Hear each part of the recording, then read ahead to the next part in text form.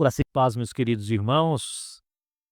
É o momento de ouvirmos a palavra do Senhor. E eu quero convidá-los, então, a abrirem as suas Bíblias em 1 Pedro, capítulo 3, onde nós procederemos à leitura do verso 8 até o verso de número 12. Primeira carta de Pedro, capítulo 3, ou primeira epístola de Pedro, capítulo 3.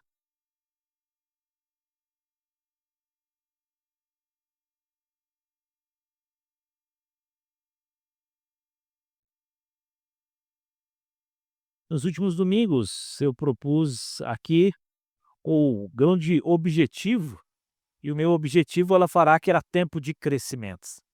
E se você talvez se lembre um pouco, tenha uma memória aí mais aguçada, você vai lembrar que nós passamos falando sobre a conversão. Falamos sobre a conversão insincera, falamos sobre como devemos entender o fato da regeneração de transformados em Cristo Jesus. Depois nós falamos sobre o testemunho que nós precisamos ter de forma individual. Falamos aqui sobre Daniel e lembramos de um momento tão significativo na sua narrativa, no seu livro, e que fala de um momento único na vida em que ele provou talvez do mais amargo, mas ao mesmo tempo também teve um dos mais gloriosos ou gloriosos livramentos. E hoje, irmãos, eu queria falar um pouco sobre tempo de crescimento. Mas hoje pensando na nossa igreja, pensando na nossa comunidade, pensando em nós como igreja presbiteriana Nova Canaã. Então, como anunciado, vamos ler o texto de 1 Pedro, capítulo 3, a partir do verso 8, que nos instrui da seguinte forma: Finalmente, sede todos de igual ânimo, compadecidos fraternalmente, amigos, misericordiosos, humildes, não pagando mal por mal ou injúria por injúria, antes pelo contrário, bendizendo, pois para isto mesmo fostes chamados, a fim de receberdes bênção por herança. Pois quem quer amar a vida e ver dias felizes, refreie a língua do mal e evite que os seus lábios falem dolosamente. Aparta-se do mal, pratique o que é bom, busque a paz e empenhe-se por alcançá-la. Porque os olhos do Senhor repousam sobre os justos, e os seus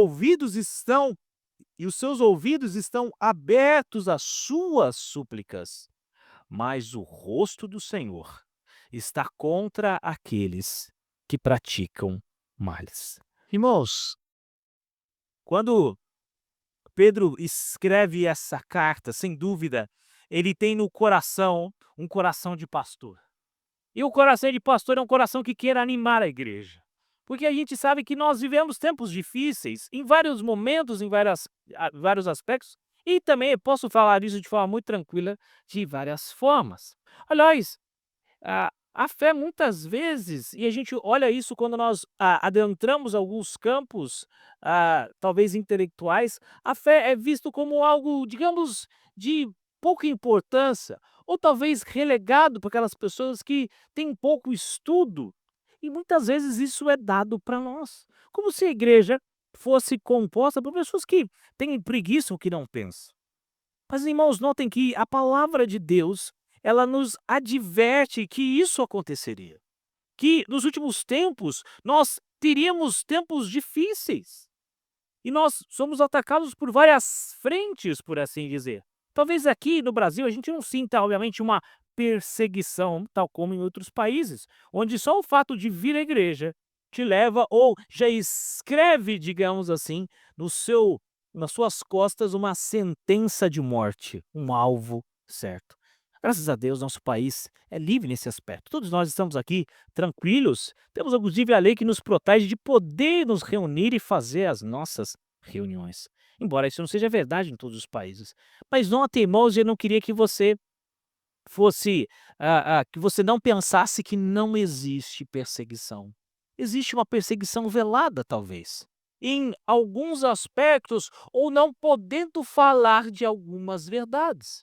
Nós já temos conhecimento de pastores que foram processados tão somente por falar que uma união homoafetiva é pecado. Nós temos pastores que já foram processados porque falaram apenas que homem e que Deus criou apenas homem e mulher. E daí mais e mais coisas como essa talvez sejam vistas em algum momento, sejam até ah, dignas de ataques também. Mas notem, irmãos, diante de tudo isso, nós temos que pensar que a igreja de Cristo Jesus, a que ele comprou com o seu sangue, deve ser uma igreja unida, uma igreja que ama e uma igreja que anda em humildade. E é por isso que quando Pedro escreve essa carta, ele tem aqui a intenção de fortalecer a fé daqueles irmãos, de dar aqui um ânimo para eles, porque ele sabe que a caminhada cristã, ela é difícil. Ele sabe que a caminhada com Cristo muitas vezes esbarra em vários obstáculos pisados muitas vezes. Por isso que nessa passagem, o apóstolo Pedro nos oferece instruções tão práticas, que foram vistas ou foram escritas para aquela igreja lá do primeiro século, mas que ao longo do tempo se tornam também as nossas batalhas da igreja do século XXI. E diante disso, meus irmãos, qual deve ser o aspecto importante que a igreja tem que viver nesse tempo, nesses tempos difíceis. E a primeira coisa que eu quero lembrar aqui, que o texto nos mostra, é que nós devemos viver em unidade. O que o texto, então, nos diz quando ele diz, finalmente, irmãos, Pedro acabara de falar sobre dever com as autoridades, Pedro acabara de animar sobre vários aspectos, e agora, já caminhando para a conclusão da sua carta, ele diz, finalmente, irmãos, sede todos de igual ânimo. A primeira lição, então, que Pedro quer dar agora, nesse texto que nós lemos, é sobre a unidade. E dizendo que nós temos gostos, maneiras, educação, enfim, somos diferentes entre nós, mas somos membros de um só corpo. Eu e você somos diferentes em vários aspectos. Somos diferentes, talvez, no time que nós torcemos, nas cores que nós gostamos, talvez no modo como nos vestimos, como nos arrumamos o cabelo, enfim, temos vários aspectos que nos diferenciam, sim.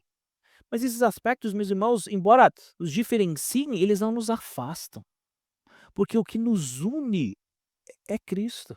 Nós somos o corpo de Cristo. E Pedro nos diz que é essencial para a saúde da igreja que seus membros tenham o mesmo tipo de pensamento. Quando diz assim, igualmente, irmão, tenham igual ânimo. Ou seja, a unidade da igreja, meus irmãos, não é sinônimo de uniformidade. Não é todos iguais, né? Meio que aquela ideia do soldadinho de chumbo, né? Todo mundo caminhando igual, vestido igual, mas é a cooperação em meio à diversidade. Olha que interessante, um autor chamado Y. Wisby, ele escreve a seguinte fala sobre, ou comentando esse texto, dizendo o seguinte, os cristãos podem discordar quanto à forma de certas coisas, mas devem concordar quanto ao conteúdo e à motivação. A gente discorda, é claro, de certas coisas, mas nós temos que concordar com o conteúdo e com a motivação. Qual que é o conteúdo? A palavra de Deus. E qual é essa motivação? A glória do Senhor. Somos um corpo, irmãos, com diferentes membros. Mas esses membros não competem entre si, mas eles cooperam mutuamente. E é por isso que quando Paulo fala sobre isso, ele traz para nós a ideia do corpo humano. Ah, o nosso corpo ele não compete entre si. Aliás, um corpo que compete entre si, ele está doente. A gente até sabe de algumas doenças que acontecem isso, que o organismo ataca determinados órgãos, mas isso é uma doença. Porque um corpo saudável, ele coopera. Um coopera com o outro. Tendo em vista, meus irmãos, a variedade de dons e talentos que Deus deu ao seu povo, existem sim diferenças de opinião, mas não deve existir para nós diferenças quanto à motivação e ao nosso conteúdo. Pedro quer que os cristãos sejam governados pela mente de Cristo Jesus, de modo que as diferenças não sejam para dividir, mas as diferenças sejam para enriquecer. E, irmãos, e quando nós entendemos isso, que as nossas diferenças nos enriquecem, Nós somos uma igreja que entende o que é unidade. Porque o fato de pensarmos diferente deve agregar para nós. Imagine se todos nós pensássemos sempre a mesma coisa. Tivesse sempre os mesmos gostos, a gente não conseguiria ter aqui na igreja várias frentes de trabalho diferentes. Porque enquanto um talvez não tenha tanta habilidade musical assim, outras pessoas o têm. Enquanto um talvez seja mais pronto a servir, o outro talvez nem tanto. Mas notem que esse conjunto, essa engrenagem, quando funciona mutuamente, nos leva então ao crescimento. E sempre que eu olho isso, embora a nossa regente não está aqui no momento, mas talvez ela entenderia isso com muita propriedade, assim como os nossos coralistas também. Pense num coral bem ensaiado. Cada cantor tem sua própria voz, não é? O seu timbre, eh, o som lá, o seu naipe de voz, não é verdade? Mas todos seguem a mesma melodia, todos seguem a mesma harmonia. Se um resolve decidir cantar fora do tom, ou talvez não prestar atenção no maestro, a música se torna ruim, desagradável, não é verdade? E na igreja, a nossa harmonia, ela vem de Cristo. Mesmo com diferentes talentos e personalidades, devemos lembrar que estamos unidos como? Numa só fé. O apelo de Pedro, então, é que os cristãos concordem em pontos que sejam essenciais. E devemos compartilhar isso, porque nós temos um só Senhor. Ou seja, as nossas diferenças de gostos, adereços e afins musicais, elas são secundárias. Mas o nosso pensamento deve ser único em relação à pessoa e à obra do nosso Senhor Jesus. Embora, meus irmãos, seja impossível a gente encontrar 2 pessoas idênticas na igreja, aliás, se nem a nossa família a gente encontra isso, né, nem entre, irmãos que são gêmeos a gente encontra isso, temos que sempre recordar que os valores cristãos devem guiar e moldar a nossa opinião. Eu não penso, baseado em algum pensador, filósofo ou talvez achando que é da minha própria mente ou intelectualidade, mas o meu pensamento, ele é cativo à palavra do Senhor. O Sproul, ao escrever sobre esse texto, ele diz: "Conformar nossa mente à mente de Cristo, submetendo-nos à palavra de Deus, é um empreendimento para a vida inteira. A palavra de Deus nos dá a perspectiva de Deus, e essa perspectiva é radicalmente diferente da perspectiva do mundo." A Bíblia, meus irmãos, fala de unidade na igreja de vários aspectos. Notem, Jesus orou por essa unidade, João 17, para que a igreja seja uma. A oração foi atendida porque quando nós lemos Atos capítulo 4, 32, nós vemos que a igreja estava unida. E Paulo diz que embora sejamos muitos membros, todos os membros têm um só corpo. E o mesmo apóstolo Paulo também exortou a igreja em Corinto a ter uma só mente. Irmãos, quando estamos em Cristo, as paredes divisórias elas são demolidas.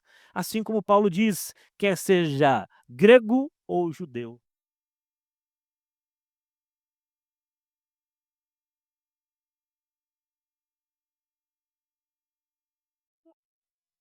E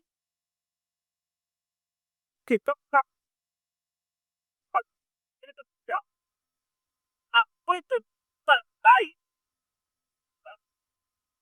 coisas não equitativas e toda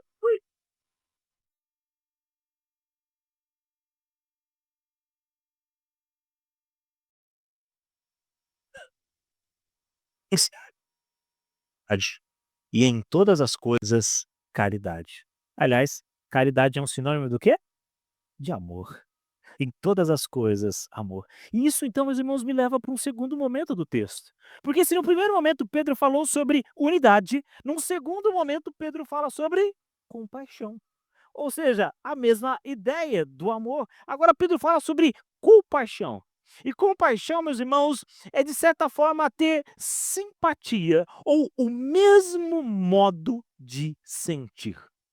Sabe quando alguém lhe conta uma dor, ou quando alguém lhe conta um sofrimento que está passando, e você então, de certa forma, se preocupa a tal ponto de que de certa forma você consegue, ainda que talvez não de forma idêntica, mas sentir um pouco da dor e do peso daquela pessoa? Isso é entender com profundidade o que é compaixão. O que é ser simpático, no bom sentido do termo, é conseguir tirar os olhos de nós mesmos e enxergar o sofrimento de outra pessoa. Portanto, meus irmãos, compaixão envolve amar uns aos outros. O amor entre os irmãos, que é o amor fraternal, ele deve ser vivenciado. Estamos vivendo, meus irmãos, um período, e a gente sabe disso, de um profundo individualismo. Não é verdade? As pessoas cada vez tendem menos vontade de estar em grupos e mais vontade de estar isolados. Isso parece tão estranho, sabe por quê?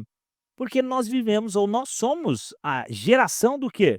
Das redes sociais. Aliás, muitos de nós têm mais de 500, 600, alguns de nós têm mais de 1000 amigos lá nas redes sociais, ou melhor dizendo, seguidores. Mas a verdade é que parece que nós temos tantos seguidores, mas ninguém nos segue de fato. Parece que nós temos tantos amigos, mas na vida real isso não se concretiza. É meio que a mesma ideia de ter dinheiro do banco imobiliário, não serve para muita coisa. Irmãos, engraçado pensar isso. Num mundo talvez tão coletivo, ou pelo menos a gente acha assim, é um mundo cada vez mais individualista. E que não sofre mais com a dor das outras pessoas. E que não vive mais a dor das outras pessoas. A gente, ao longo do tempo, a gente vai ficando, digamos, mais duros em olhar para as pessoas, até o ponto de nós não sentirmos ou não sofrermos com elas. E quando o nosso coração está assim embrutecido, parece que o sofrimento das pessoas ficam alheios aos nossos. E quando isso acontece, meus irmãos, é o momento de nós entendermos que esses são os últimos dias. Em que sentido? Que o amor de muitos se esfriaria. Em todos os sentidos, pela igreja, pelos irmãos, pela vida e até pela família. Aliás, deixa eu te perguntar uma coisa. Qual foi a última vez que você ligou para algum irmão da igreja nos últimos tempos? Perguntando dele como ele está. Perguntando, ou talvez já que ele não está aqui presente, ou porque tenha faltado em alguns momentos. Irmãos, devemos amar, pois o mesmo somos filhos do mesmo Pai e conviveremos para sempre na pátria celestial. Sabe, uma das coisas que pesam meu coração é quando eu conheço famílias e principalmente irmãos aqui da nossa igreja, que têm problemas de relacionamento entre os seus. Porque, meus irmãos, na família celestial, nós viveremos todos juntos. Não deve haver entre nós intriga ou coisas dessa natureza. Isso me lembra de uma ilustração muito interessante. Certa vez um menino brincando no quintal de casa, ele caiu e machucou o joelho. Aliás, nada mais comum do que isso, principalmente para quem tem criança. Sua mãe, ao ver a sua dor, imediatamente correu para ajudar, limpou seu machucado, confortou. Aliás, todas as mães têm esse papel importante. Porque, irmãos, assim como uma mãe sente a dor do filho, nós devemos também sentir a dor dos nossos irmãos na fé e ajudá-los com amor. Assim como uma mãe prontamente abraça o filho que se machuca, dá ali a cura para sua ferida, estanca o sangue, socorre, nós devemos fazer o mesmo. Sermos irmãos de fato e de verdade. Os irmãos, a fila daqueles que só parecem, ela é muito grande, mas a fila daqueles que são é muito pequena. Nós temos que compor essa fila daqueles que de fato são e se importam com outras pessoas. Porque, meus irmãos, uma outra face dessa compaixão que eu estou tentando resumir aqui no texto é o fato da misericórdia. E misericórdia, meus irmãos, na igreja é um sentimento que deve estar em cada coração. Porque a misericórdia, ela é o oposto à dureza.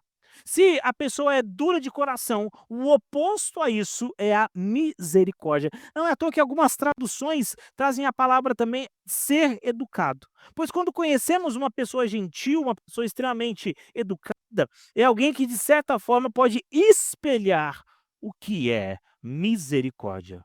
Um coração que não é duro, um coração que não é cruel, mas sensível, gentil, doce. É assim que devemos nos portar uns com os outros. Notem como Pedro aqui, meus irmãos, coloca essa ideia de uma forma tão clara para nós. Finalmente, irmãos, ou seja, eu falei muita coisa, mas eu queria que vocês gravassem isso, que vocês têm que ser unidos, fraternalmente amigos, mas também que vocês devem ser misericordiosos. Tenham compaixão uns dos outros. Ah, pastor, mas não é fácil ter compaixão do irmão fulano de tal. Não é fácil ter amor por aquele irmão que faz aquilo. Irmãos, nós somos chamados para amar os fáceis e os difíceis. Os de casa e os de fora de casa. Aqueles com quem a gente mais conversa, mas também aqueles talvez que nosso relacionamento não seja assim tão próximo. E talvez você pense assim, pastor, mas como eu vou fazer isso? Eu não consigo fazer isso de forma alguma. Eu diria para você, meu irmão, confie na força do Espírito Santo, porque só Deus é quem pode fazer isso. Por isso que a nossa união, não é dada por nossos sentimentos. A nossa união não é dada aqui pelas nossas afinidades de gosto. Nós não somos uma torcida organizada que tem um time em comum, mas nós somos a família de Deus que tem um Senhor em comum. E isso, meus queridos, faz toda a diferença. Quando entendemos quem nós servimos e quem nós nos transformamos, amar deve ser consequência daquele que nasceu de novo.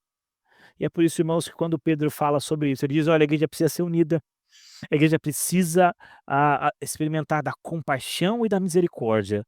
Ele vai lembrar, sabe por quê? Porque a igreja precisa reconhecer quem ela é.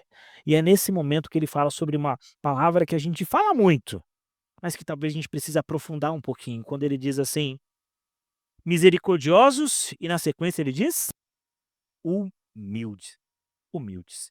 E humildade, meus irmãos, é descer do pódio da vaidade, palavras aqui do reverendo Hernandes, e honrar o irmão, considerando-o superior a si mesmo. Eu gosto dessa ideia de descer do pódio. É como se a gente ganhasse o primeiro lugar, mas nós entendemos que nós estamos juntos. Então eu vou descer aqui do pódio da minha vaidade e vou entender que eu sou um com os meus irmãos. Humildade, meus irmãos, não é ser pequeno. Às vezes a gente tem a ideia ruim, né, de humildade é quando eu sou inteligente na escola eu falar que eu não sou. Ou humildade é falar algo que, embora eu seja, eu falo: "Não, eu não sou assim". Mas humildade, meus irmãos, não é ser pequeno, mas é considerar-se como tal. Ou seja, humildade é lembrar que nós somos pequenos diante de Deus. E sabe de uma coisa? A gente nunca é o melhor em tudo. A gente está sempre carecendo e precisando de uma outra pessoa. Mesmo aquelas pessoas mais duras, que acham que não precisam de ninguém para viver. Essa não é a realidade. E humildade, então, é reconhecer quem nós somos. Não é à toa que o apóstolo Paulo escreve que ninguém pense de si mesmo além do que convém. E o símbolo, meus irmãos, da humildade, e sempre quando eu penso em humildade, para mim o símbolo da humildade é uma toalha e uma bacia. Por que, pastor, uma toalha e uma bacia? Como é que Jesus demonstrou sua humildade perante os apóstolos? Lavando os seus pés. Ser grande é ser pequeno. Ser o maior é ser servo de todos. O reino dos céus, ele inverte essa lógica. Aquele que é o maior é o que serve. Isso, meus irmãos, é entender o que é humildade. Se a compaixão envolve várias questões, se a humildade envolve várias questões positivas, quando nós olhamos para a palavra de Deus, ele nos diz que ser humildes é entender o que nós devemos fazer, mas também entender o que nós não devemos fazer. E para tanto, então, o apóstolo Pedro segue no texto, ele diz assim: olha, não pagando mal por mal ou injúria por injúria, antes, pelo contrário, bem dizendo, pois para isto mesmo fosse chamados, a fim de receber bênção. Irmãos, retribuir o bem que você recebe com o mal, isso é perverso. Retribuir o bem com o bem ou o mal com o mal, de certa forma, isso envolve um aspecto justo. Mas, meus queridos, retribuir o mal com o bem é um sinal da graça do Senhor sobre as nossas vidas. E só quem experimentou de Cristo, só quem nasceu de novo consegue fazer isso. Então, esse pergunte, pastor, qual é o incentivo que eu tenho para ser misericordioso com quem não mostra a sua face de misericórdia comigo? Qual incentivo que eu tenho para ser bênção na vida de alguém que na verdade só me prejudica? Talvez, humanamente falando, não se tenha muitas motivações para que isso aconteça, mas o incentivo aqui, meus irmãos, diz lá, é herança da bênção do Senhor. Quando nós fazemos isso, nós somos abençoados por Deus. Ao fazer isso, meus irmãos, o apóstolo Pedro nos diz, no verso 9, que nós temos a bênção celestial. Nota o que ele diz lá: "Para isto mesmo fostes chamados, a fim de receber bênção por herança". E quem está dizendo isso não sou eu, é a palavra de Deus, que nós recebemos bênção por herança. Nós recebemos bênção por herança. Portanto, meus irmãos, de certa forma, isso nada mais é do que aquela verdade que o nosso Senhor Jesus falou que um dia iam também, nos eh, eles também, nós também seríamos prejudicados por causa do evangelho, no sentido que nós seríamos perseguidos por causa do evangelho. E Jesus disse: "Se perseguiram a mim, certamente vão perseguir aqueles que me seguem".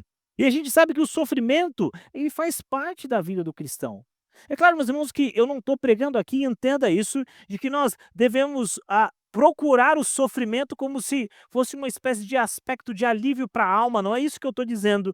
Mas que nós temos que reconhecer que na nossa caminhada com Cristo, o sofrimento, ela está lá. Ele se apresenta muitas vezes. Aqueles que sofrem por causa da justiça recebem bênção como herança. O cristão, meus irmãos, não trabalha para ganhar as bênçãos, mas ele recebe essas bênçãos como herança do Senhor. E é assim que deve ser, meus irmãos. Isso me faz lembrar de uma história que nós já ouvimos várias vezes sobre João Calvino. Sempre quando a gente fala sobre João Calvino, você lembra daquele teólogo reformador, comentador, a gente sempre fala disso. Olha, ele comentou tal texto, ele comentou tal texto. Mas me permito aqui não falar necessariamente de um comentário, mas de uma atitude que ele teve. Certa vez, ele foi chamado para, digamos, promover a reforma na cidade de Genebra, na Suíça. E lá ele enfrentou grandes desafios e muitas vezes teve que fazer embates longos com líderes na cidade que resistiam sobre a sua pregação.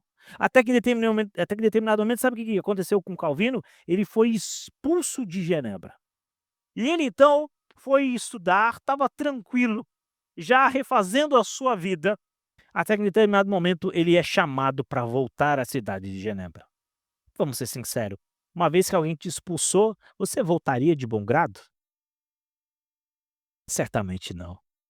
E fico pensando que se talvez estivesse naquela situação, eu ia falar assim: "Não, eu não vou voltar mais para aquela cidade, eu fui maltratado, eu estou aqui". Ele estava na França, estava bem, estava tranquilo. Mas nota, irmãos, o senso de serviço e de humildade que esse homem teve. Ele resolveu voltar, mas quando ele voltou para a igreja e mais uma vez subiu ao púlpito, o que vocês acham que ele pregou? Quem sabe sobre humildade? Quem sabe sobre vingança ou algo dessa natureza? Talvez esse seria o meu sentimento. Mas sabe o que ele fez? Ele estava pregando expositivamente sobre uma carta e ele deu continuidade à sua exposição. Ele não usou o púlpito para ser violento, vingativo, mas com humildade. Ele entendeu que aquela era a vontade do Senhor e continuou com dedicação o seu trabalho até o final da sua vida. Meus irmãos, a nossa postura deve ser pautada por esse sentimento de humildade. E é interessante porque ao longo do texto Pedro vai dizer: "Pois quem quer amar a vida e ver dias felizes, refreia a língua do mal, evite que os seus lábios falem dolosamente. Aparta-se do mal, pratica o que é bom, busque a paz e empenha por alcançá-la". A humildade, então, meus irmãos, envolve esse aspecto de entendermos a vida como ela é. Embora o cristão tenha os olhos fitos no céu, nós vivemos nesse tempo, nós vivemos nesse tempo, nessa era, nesse mundo. Embora, meus irmãos, enfrentamos os sofrimentos com piedade, nós devemos entender que esse tempo em que nós estamos aqui, a humildade deve nos levar a ter uma atitude honesta diante das pessoas e a refrear a nossa boca de falar mal. E, meus queridos, se tem um pecado que a gente tem que evitar, é falar mal das pessoas. E muitas vezes nos parece tão fácil e tão simples. Quantas vezes chegamos em casa depois de um momento difícil, talvez de uma briga, e despejamos na mesa do jantar tudo o que nós vivemos e falamos mal do líder, falamos mal do fulano, falamos mal do nosso colega de trabalho, falamos mal do nosso chefe, falamos mal do pastor e por aí vai. Irmãos, quando Deus nos salvou, Ele nos colocou nesse tempo para que nós possamos ser diferentes. Não deve ser achado na nossa boca maledicência, falar mal das pessoas. Quando Jesus veio aqui, Ele veio para nos dar vida e vida em abundância. E Ele disse que isso, meus irmãos, é viver feliz. Aliás, uma vida feliz é o que nós devemos procurar. É claro que o sofrimento ela advém de vários aspectos, mas nós devemos procurar uma vida de felicidade. Nós devemos procurar refrear a nossa língua para que possamos viver tempos bons. Não fale, meus irmãos, mal das pessoas. Não carregue dolo ou fale dolosamente das pessoas. E é interessante porque a palavra dolo é a ideia de esconder-se atrás de palavras macias. Você sabe aquela pessoa que ela fala mal, mas ela consegue falar mal com palavras bonitas? É disso que a gente tem que fugir, da bajulação. E olha como ele diz lá: aparta-te do mal e pratica o bem. A palavra do Senhor sempre fala para nós que a santidade ela é um caminho com duas vias. Se nós deixamos uma coisa, nós incluímos outra. E quando ele diz então: "Aparta-te do mal", Pedro vai dizer na mesma mão: "Mas pratique o que é bom". Ninguém pode ser feliz, meus irmãos, no território da maldade. Onde a maldade habita, a felicidade vai embora. E uma pessoa verdadeiramente feliz é aquela que se dedica a prática do que é bom. Não é à toa que na sequência do texto, o apóstolo nos diz sobre o quê? Busque o quê, irmãos? A paz. Busque a paz. A paz, meus irmãos, não é algo automático, ela precisa ser buscada. É o que o texto nos diz. Precisamos nos empenhar por alcançar. Aliás, eu fiz uma rápida pesquisa aqui. Olha quantas vezes nós somos aqui exortados a buscar a paz. Dá uma olhada. Romanos 12:18. Se possível, quando depender de vós, tende paz com todos os homens. Romanos 14:19. Assim, pois, seguimos as coisas da paz. 2 Coríntios 13:11. Quanto ao mais, irmãos, alegrai-vos, sede perfeitos, consolai-vos, sede de um mesmo parecer, vivei em paz. E o Deus de amor e de paz seja convosco. 1 Tessalonicenses 5:3. E que tenhais e que os tenhais com amor em máxima consideração por causa do trabalho que realizam. Vivei em paz uns com os outros. 2 Timóteo 2:22. Fugi outro sim das paixões da mocidade, segui a justiça, a fé, o amor e a paz. Hebreus 12:14. Segui a paz com todos e a santificação, sem a qual ninguém verá a Deus. E eu não tenho dúvida, meus irmãos, que muitos outros textos nós poderíamos colocar aqui.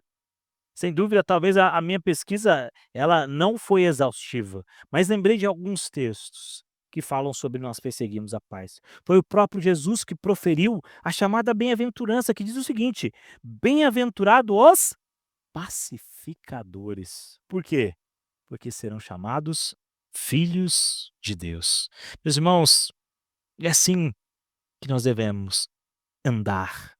É assim que a igreja de Cristo deve caminhar nesses tempos difíceis. E quando nós vamos então para o finalzinho aqui, o apóstolo Pedro então terminando aqui o nosso texto, ele diz: "Porque os olhos do Senhor repousam sobre os justos", e aqui ele fala sobre a vida de oração. Irmãos, Deus está nos ouvindo a cada momento.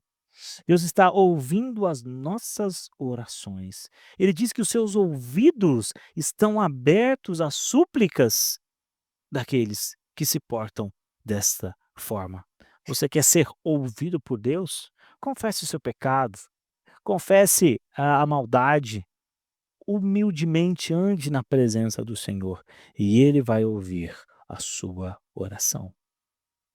Meus queridos irmãos, mais uma vez, eu relembro a igreja que nós vivemos tempos difíceis, em vários aspectos. No mundo individualista, no mundo cada vez mais problemático, no mundo cada vez mais adoecido, e a gente sabe disso. E a grande questão é como é que a igreja tem que parecer? Como é que nós devemos entender e ser igreja nesse momento? E Paulo e Pedro nos diz: primeiro, sejamos unidos, unidos numa só mente. Não a ideia de pensar a mesma coisa, mas termos a mesma motivação. No segundo aspecto, seja compassivo, misericordioso. É assim que a igreja deve ser. Ela deve acolher com misericórdia aqueles que estão quebrados pelo peso do pecado. Irmãos, quantas pessoas chegam até a nossa igreja?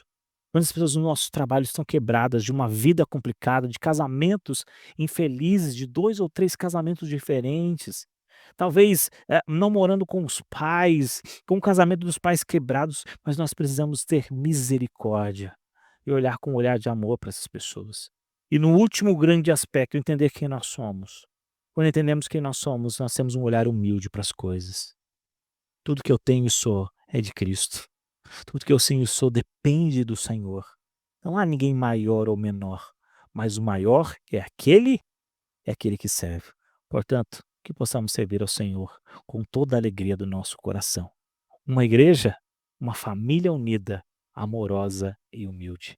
E tenhamos, meus irmãos, igual ânimo, compadecidos, fraternalmente amigos, misericordiosos e humildes. Que Deus nos abençoe, meus queridos.